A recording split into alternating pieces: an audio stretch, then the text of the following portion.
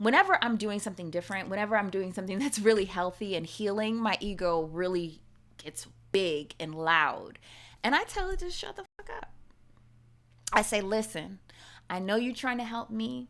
I appreciate that. You're trying to keep me safe. You want to live. You want to live a long time. But this is part of us living a long time, is that we're going to experience some new things. So I need you to be quiet, find a new job, and go on about your day. Hello.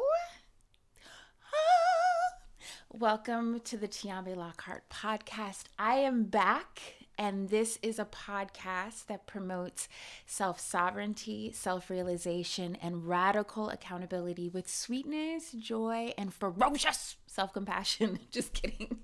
But I'm really excited to be back again. I feel, honestly, like this, I do have a little bit of anxiety before every time I do this, but it feels so good to share my wisdom that I've learned over the years, and to share information that I've learned over the years. Like, every time I do this, like, I feel as if a weight has been lifted off of me. Maybe a layer of a costume that I've put on to exist in this world previously, I kind of like take it off, and I am showing myself, and that leads to what we're talking about today. Who's gonna check me, boo?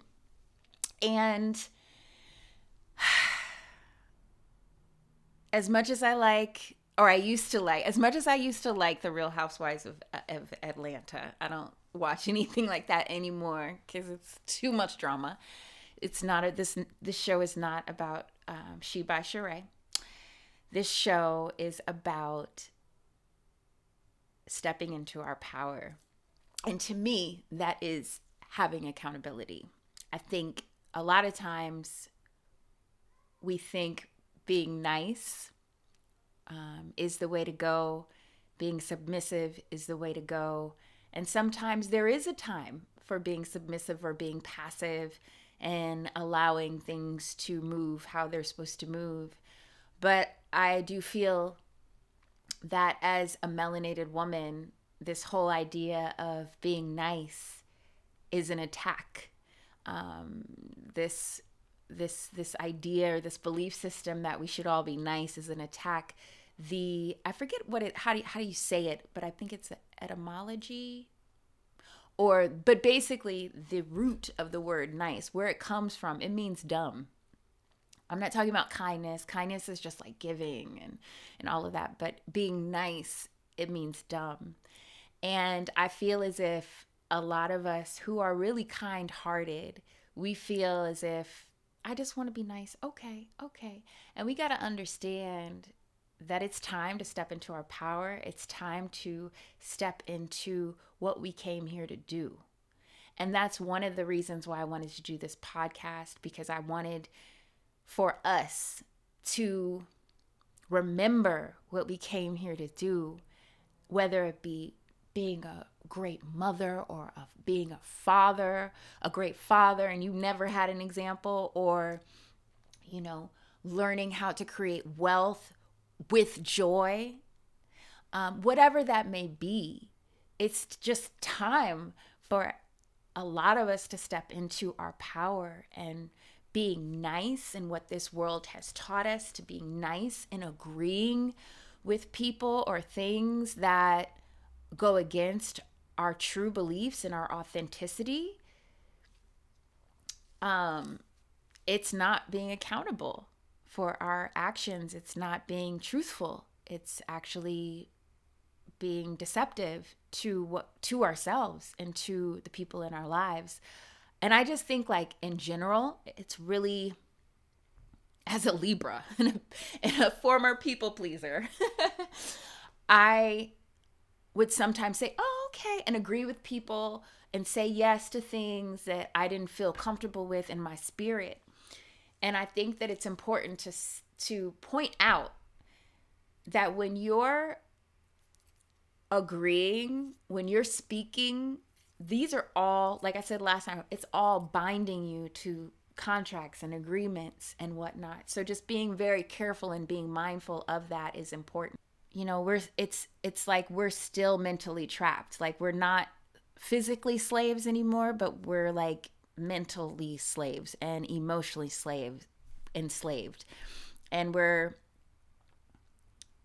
even like what success looks like for a melanated or a black person or African American person is so minuscule and is so janky compared to what we're capable of doing. When you think about our ancestors, when you think about melanated people that are indigenous to the whole world, when you think about Moors that brought distillation to Europe, that brought the idea of universities, that brought language and bathing to Europe, that brought all of these wild things to alcohol, like that, all of this, all like just so many different things, chess, you know, all of these things to Europe and to the world, the rest of the world. And we literally have taken these scraps of what a successful black person or African American person looks like. It always is involving us sitting at being accepted at the white table. It's always involving us being accepted into the White House. It's always about us going into their space and being accepted. And also me saying any of this, it's like, oh, well, then she's against us. And it's not even about that. It's about, let's set the record straight. What is the true history? And like, once you understand that, and if anybody who's not aware of Bobby Hemmett, of Dr. Phil Valentine, Sister Myra, Brother Panic, A.A. Rashad. I know there's so many teachers, C. Freemanel, Azael Bay, Noble Drew Ali, Pascal Beverly Randolph, Marie Laveau. Like, when you really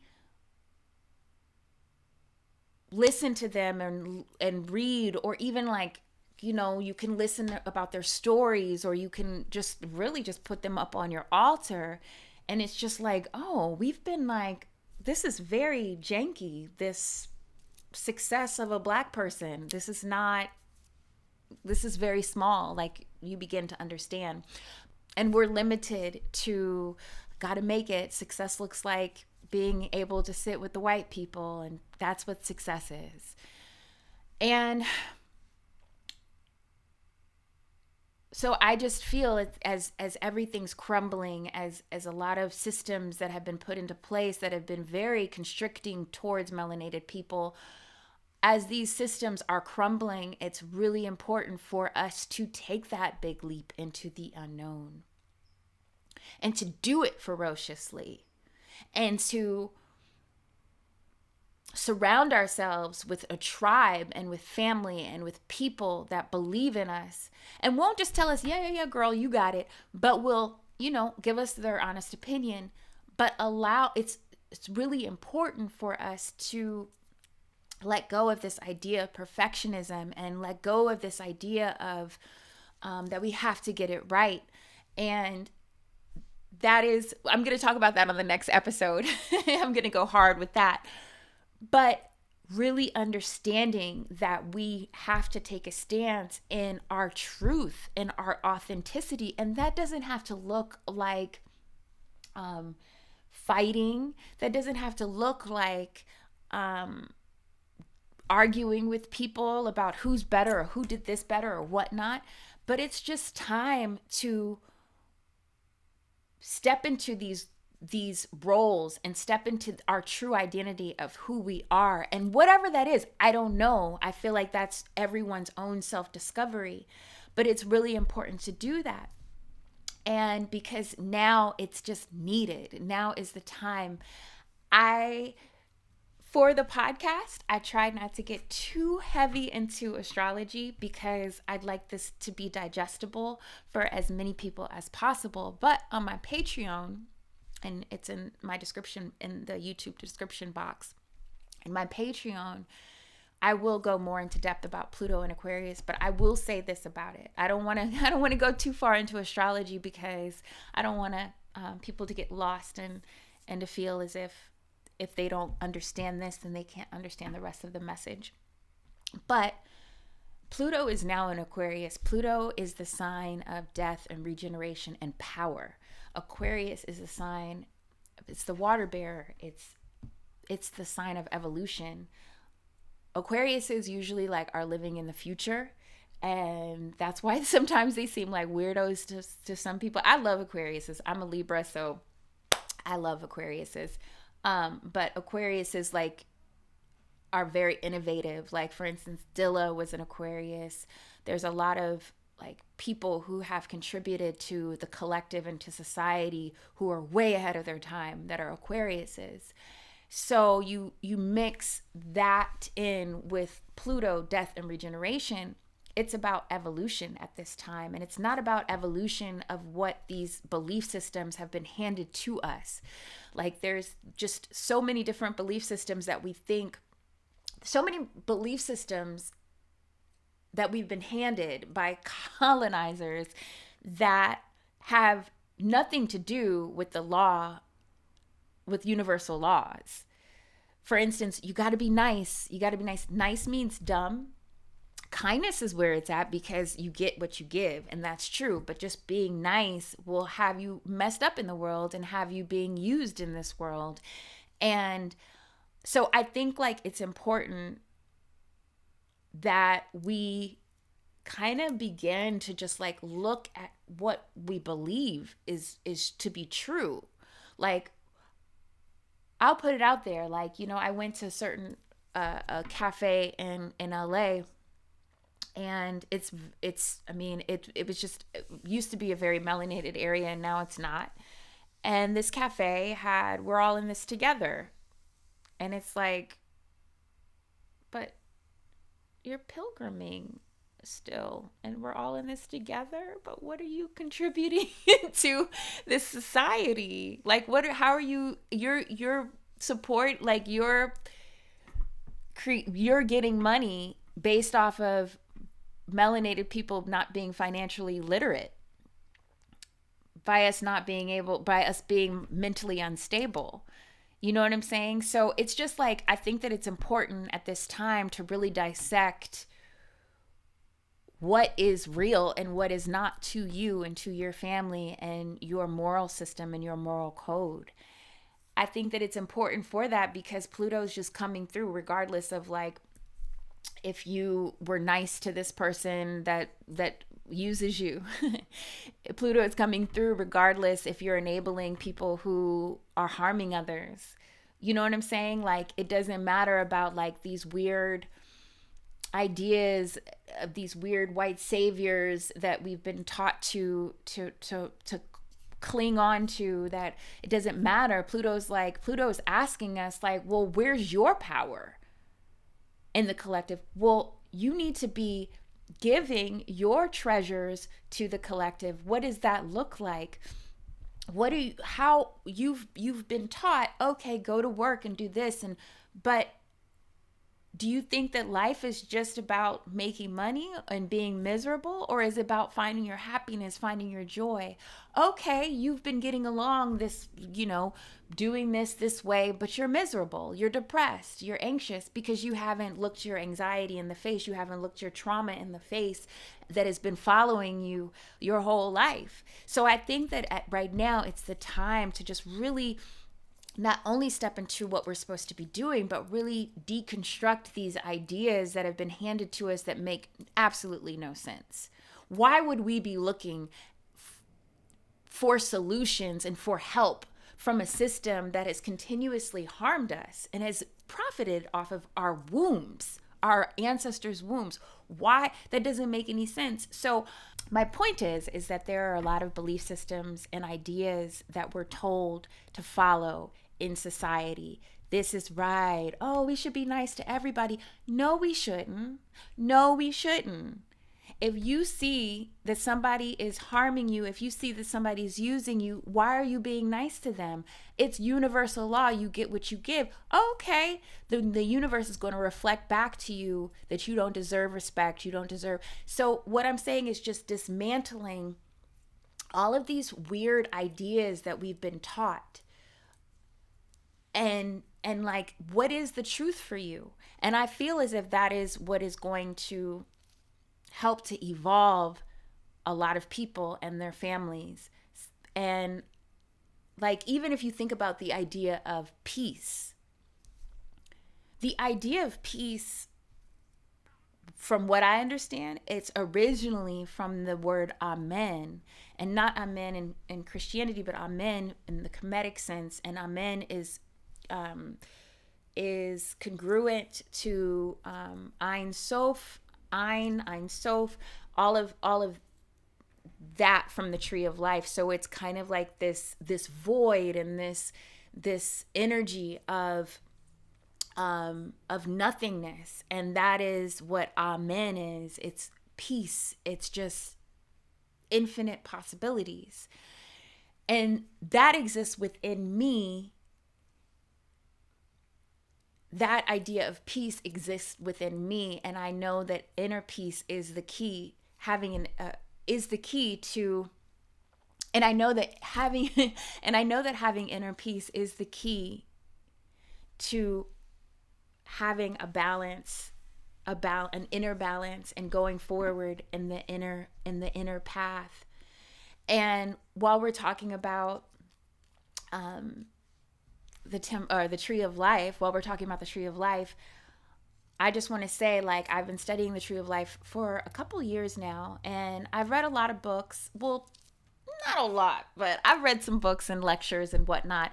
And the teacher that really resonated me the most was the melanated teacher, A.A. Rashad. And he talks about like the feminine side and the masculine side. And what I learned was it's actually the feminine side that is the side of war, because she's willing to defend. She's willing to kill so that she can create. And I feel as if many of us melanated people have not had that opportunity to step into that power of, nah, get the fuck off of me. I know what I'm supposed to fucking do. This is where I'm going. This is where I'm going. This is where I'm going. And I feel as if we need to explore more of that energy of war, and not necessarily fighting, right? Not necessarily arguing, not necessarily by having like hate in your heart for anybody, but the energy of, this is what I'm about to do, and I'm going forward. And that to me is the energy of war at times. I think a lot of times when I feel off balance with things, I like to do activities that are really like heavy on of the opposite. So for instance, if I feel just as a mom, sometimes you could feel real crunchy. You could just feel like real busted sometimes, So I'll have like, if I feel really busted one day, then I really like will make sure I put on my makeup and I'll wear a pretty dress and all of that. So I'm not saying that we have to just be in this energy of war and be in this energy of just like my way and da da da da. But if you feel as if you don't have that energy at all, cultivating that by doing certain exercises that can support you in that can be really, really, really helpful. So that's like my first tool, is to kind of like go the opposite. So if you're like me and I mean, don't get me wrong, I'm fiery. I'm fiery to begin with. I'm very sweet. I'm very kind, but I can be very fiery. So when I feel like I'm not being fiery and I need to have boundaries, or I need to stand up for myself, I go into that energy. And you can go in that energy by working with Sekhmet as well. Sekhmet is the lioness goddess, and she is a very powerful healer. When I worked with her, I think it was in Leo season last year, I was like, oh my gosh, I have never like transmutated all of this energy. She's amazing to work with. Big Mama, I first heard about Big Mama by Sister Myra, And Sister Myra, is a melanated OG master teacher, astrologer, is super incredible. I love the way she describes astrology and it being 6 axes rather than 12 signs. She's incredible. But I first heard about the energy of Big Mama from her, and her talking about Big Mama energy, which is that grandmama energy, but it's the primordial energy. It's the energy before time. It's the energy, Bobby Hemmett says, Big Mama energy is Draco. It is Tawaret, which is the pre-dynastic hippopotamus goddess. You can see her on the Temple of Deindra. She is giving birth to the dog star, giving birth to Anubis, giving birth to Sirius.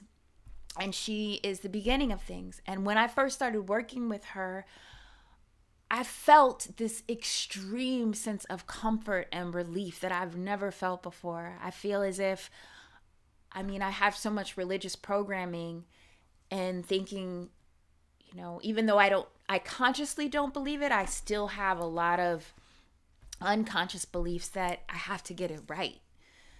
If I don't get it right, then I'm going to burn in hell. If I don't get it right, then I'm going to be punished or something like, and you listeners might not have that specific kind, but it's still like this kind of daunting cloud that I feel like is over a lot of our lives, that where it's just like, we got to get it right. And so a lot of us, especially us sensitive souls, like me, like we feel so much. But when I started working with Big Mama, I was like, Big Mama has this. She's before the beginning of time. And so when I really started working with her, I really felt like, oh, okay. I felt a sense of safety and that I could continue doing my work, that I could continue taking off these layers, these costumes of these costumes that I didn't need anymore. And also Osset is in that mix as well, dealing with the void, dealing with the unknown. Osset is the component of is the necessary component of manifestation and of magic. And Osset is the unexplainable. So when you work with these women, or when you work with these goddesses, Osset, Tawaret, Big Mama, and Kali Ma, is the cosmic form of Kali Ma, is Big Mama as well. There's a sense of safety and protection that I've never experienced before. If you look at a hippopotamus, when they come into they're in their environment, they have their babies, whatnot. If any predator comes through there, they get fucked up. Hippopotamuses will. And that's Tawaret, that's Ta'ert, that is Big Mama. And you think about Big Mama as an archetype in any melanated family. Big Mama is the one. You better not touch her babies. She's gonna make sure you're fed. She's gonna make sure you have a roof over your head. She's gonna make sure you're clean. She's gonna do what she gotta do. Sometimes she might be a little feisty, okay, but you know you're safe when you're in her home. And I feel like working with these goddesses support us and feeling safe, so that we can do the unthinkable, so that we can do the impossible, so that we can step outside of our comfort zones and step into the unknown and follow our hearts and step into our authenticity, which brings medicine for the collective. And I think that is something that will continue to help a lot of families and people evolve and to literally, honestly stay alive. I don't want it to seem like, oh my God, it's fear, fear, fear, but it's just in the stars that a lot of things that we know are leaving. And so when you work with them, I find that really helpful. Talking about Osset, who is Isis,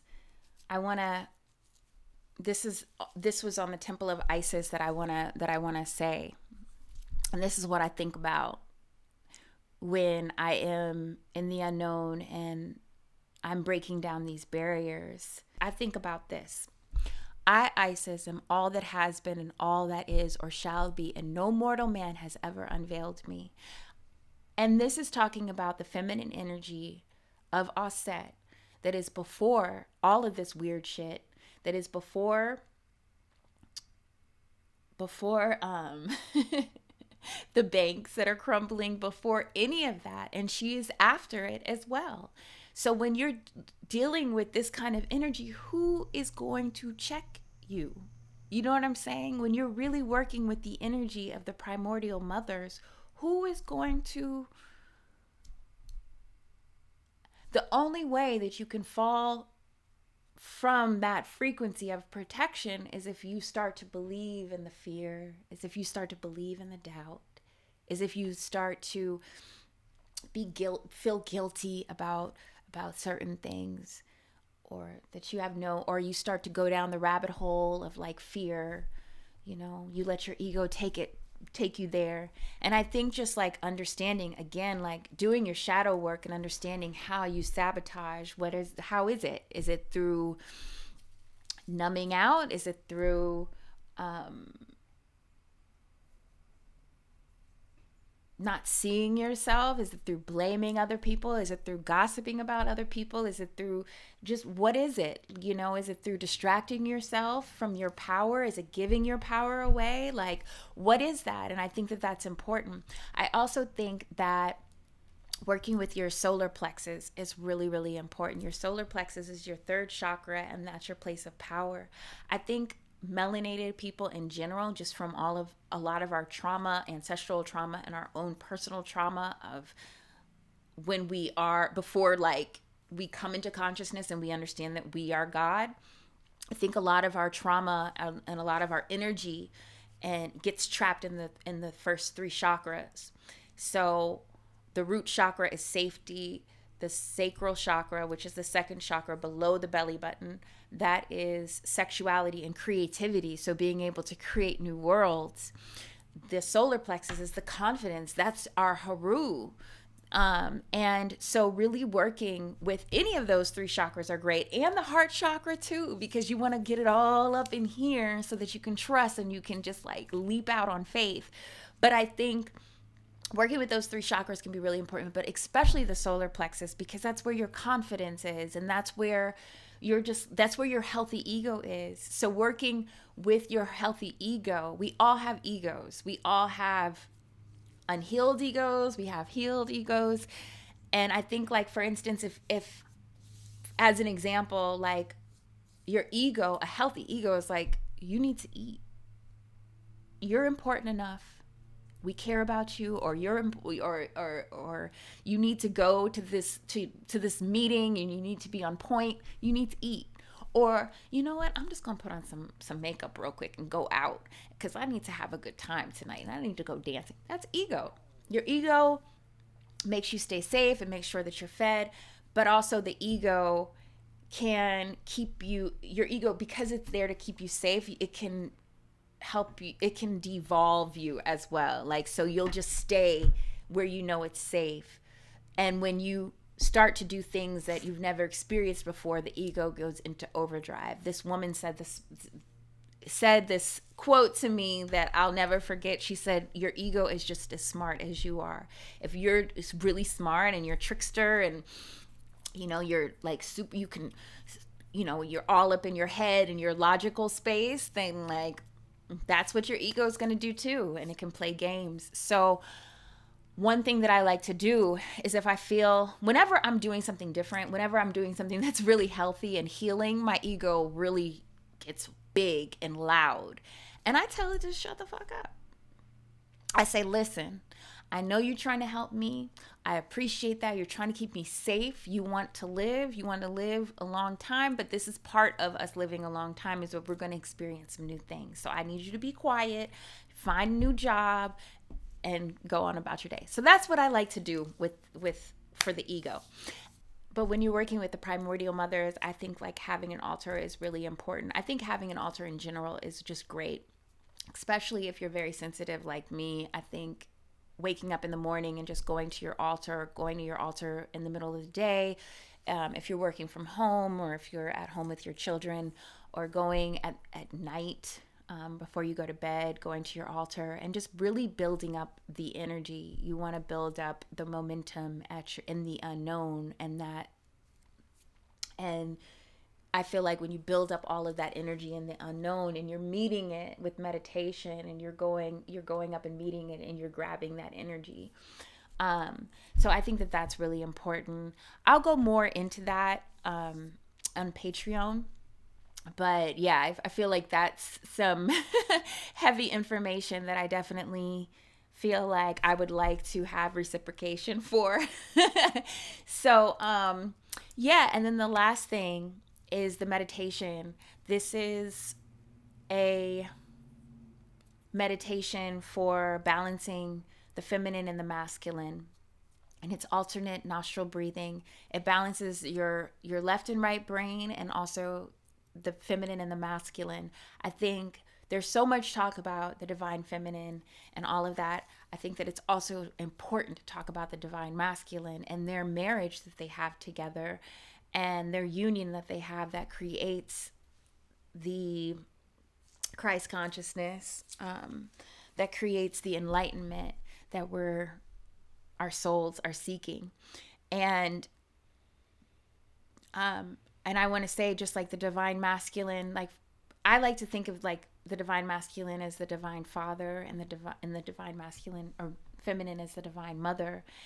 And I think this really is helpful to those of us who have parents that were trifling or weren't really healthy.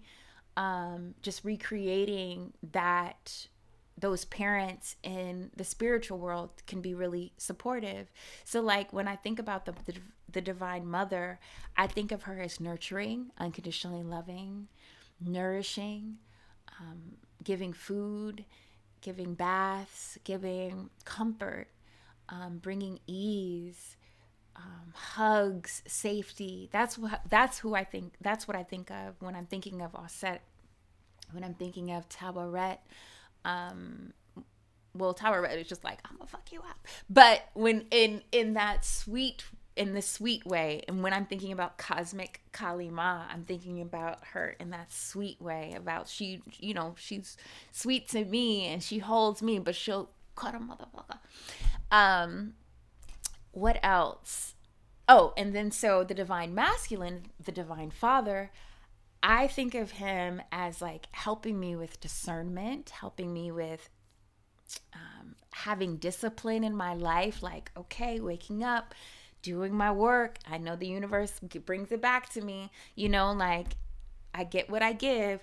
I feel like the divine father helps me feel protected as well, and have boundaries as well. So then together I'm able to do my work. So this offering is great for balancing both sides. And also whenever you feel as you're going down these unknown paths, these paths that you're supposed to go down, but you're just like, this is scary. And all of these things come up. A lot of fears, a lot of monsters come up. And honestly, truth be told, we got to look at them in the face. And when we look at them in the face, we see that they're not real. We got to feel all the feelings. I read something where it said the masters feel everything. And that's true. I got to feel all the feelings, as sensitive as I am, as loving as I just want to love everything. I have to feel all the feelings. And I think that this exercise and this alternate breathing really supports us in finding our balance and finding our peace and balancing our brains when all these things come up, when all the feelings come up, when all of the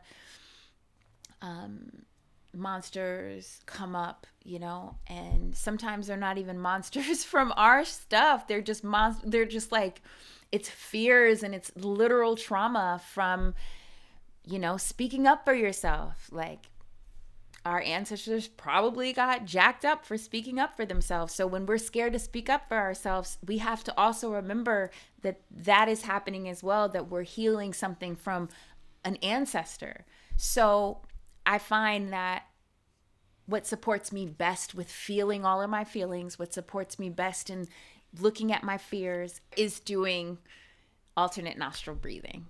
And so here you go. And thank you so much. Definitely check out my Patreon if you're interested in getting more in depth with me.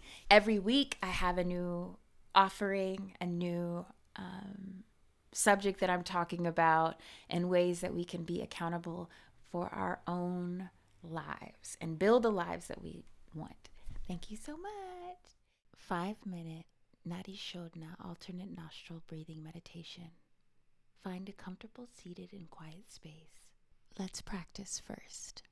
Place your left hand in your lap or beside you. Begin with your right pointer and middle finger placed in between your eyebrows and your thumb holding your right nostril. Inhale through your left nostril for 1, 2, 3, 4. Press your ring finger on your left nostril while holding your right nostril with your thumb and hold both nostrils for 1, 2, 3, 4, 5, 6, 7, 8, 9, 10, 11, 12, 13, 14, 15, 16. Lift your thumb and exhale through your right nostril for 1, 2, 3, 4, 5, 6, 7, 8. Place your thumb back over your right nostril, lift your ring finger, and breathe in through your left nostril for 1, 2, 3, 4. Hold both nostrils and hold for 16. 1, 2, 3, 4, 5, 6, 7, 8, 9, 10, 11, 12, 13, 14, 15, 16. Lift your thumb and exhale through your right nostril for 8. 1, 2, 3, 4, 5, 6, 7, 8. Let's practice one more time. Lift your ring finger and inhale through your left nostril for 4. 1, 2, 3, 4. Press your ring finger on your left nostril while holding your right nostril with your thumb and hold for 16. 1, 2, 3, 4, 5, 6, 7, 8, 9, 10, 11, 12, 13, 14, 15, 16. Lift your thumb and exhale through your right nostril for 8. 1, 2, 3, 4, 5, 6, 7, 8. Let's begin. Inhale through the left. 1, 2, 3, 4. Hold both nostrils for 1, 2, 3, 4, 5, 6, 7, 8, 9, 10, 11, 12, 13, 14, 15, 16. Exhale through the right for 1, 2, 3, 4, 5, 6, 7, 8. Inhale through the left. 1, 2, 3, 4. Hold both nostrils for 1, 2, 3, 4, 5, 6, 7, 8, 9, 10, 11, 12, 13, 14, 15, 16. Exhale through the right for 1, 2, 3, 4, 5, 6, 7, 8. Inhale through the left. 1, 2, 3, 4. Hold both nostrils for 1, 2, 3, 4, 5, 6, 7, 8, 9, 10, 11, 12, 13, 14, 15, 16. Exhale through the right for 1, 2, 3, 4, 5, 6, 7, 8. Inhale through the left. 1, 2, 3, 4. Hold both nostrils for 1, 2, 3, 4, 5, 6, 7, 8, 9, 10, 11, 12, 13, 14, 15, 16. Exhale through the right for 1, 2, 3, 4, 5, 6, 7, 8. Inhale through the left. 1, 2, 3, 4. Hold both nostrils for 1, 2, 3, 4, 5, 6, 7, 8, 9, 10, 11, 12, 13, 14, 15, 16. Exhale through the right for 1, 2, 3, 4, 5, 6, 7, 8. Inhale through the left. 1, 2, 3, 4. Hold both nostrils for 1, 2, 3, 4, 5, 6, 7, 8, 9, 10, 11, 12, 13, 14, 15, 16. Exhale through the right for 1, 2, 3, 4, 5, 6, 7, 8. Inhale through the left. 1, 2, 3, 4. Hold both nostrils for 1, 2, 3, 4, 5, 6, 7, 8, 9, 10, 11, 12, 13, 14, 15, 16. Exhale through the right for 1, 2, 3, 4, 5, 6, 7, 8. Inhale through the left. 1, 2, 3, 4. Hold both nostrils for 1, 2, 3, 4, 5, 6, 7, 8, 9, 10, 11, 12, 13, 14, 15, 16. Exhale through the right for 1, 2, 3, 4, 5, 6, 7, 8. Inhale through the left. 1, 2, 3, 4.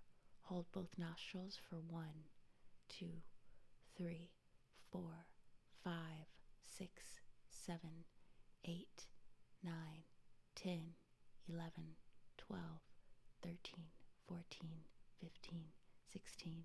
Exhale through the right for 1, 2, 3, 4, 5, 6, 7, 8. Inhale through the left. 1, 2, 3, 4. Hold both nostrils for 1, 2, 3, 4, 5, 6, 7, 8, 9, 10, 11, 12, 13, 14, 15, 16. Exhale through the right for 1, 2, 3, 4, 5, 6, 7, 8. Place both hands in your lap or to your sides and breathe in deeply through your nose. Exhale through your nose. Breathe in deeply through your nose.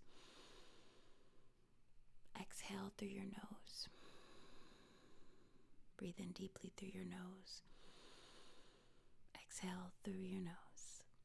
Nadi Shodna, peace and blessings to you. Thank you.